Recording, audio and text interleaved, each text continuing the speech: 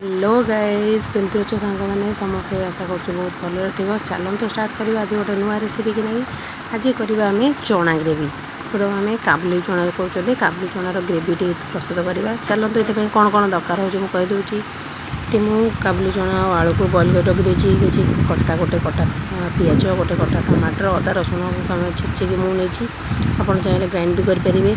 आउ मसला देखी दिखाँ हल्दी पाउडर लंका गुंड धनिया पाउडर करी पाउडर चिकेन मसला आउ गरम मसला ता सहित स्वाद अनुसार आप लुण ने। तो चलतु मैं स्टार्ट करवा चना ग्रेवी। Let's start. तो करेगा आम तेल को ततेदेवा तेल तातीला किसी चीनी छाड़ी गरम मसला गोटा गरम मसला अड़च तेजपत्र टे डालचीनी छाड़ी तो ताकू सी टिके गरम हो आसला आम पिज ऐड करवा कटा पिज दबा। तो देखो ये पिज छाड़ी पिज को आम गोल्डन ब्राउन होगा पर्यटन छाड़ा पूरा ब्राउन नहीं करेंगे।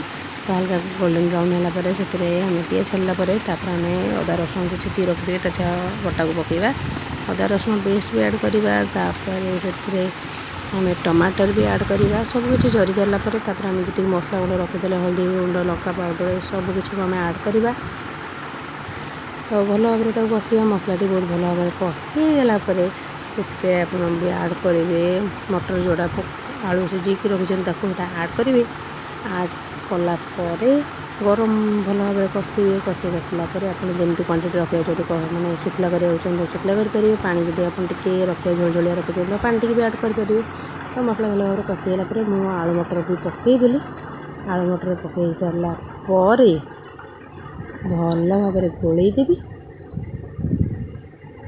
आलू मटर मुझे पकई तो आपको आम बहुत भल भाव कषा सबकि गोले ना सबकि सर्टकट कलापर स्वाद अनुसार ये आप लुण पकेबे लुण पकईकी गोलेबे गोलैगला जो भल भाव टे आप घोड़ेदेवे आते कसुरी मेथी भी पकईदेवे जहाँद्वारा कि टेस्ट आहरी माने भल लगे।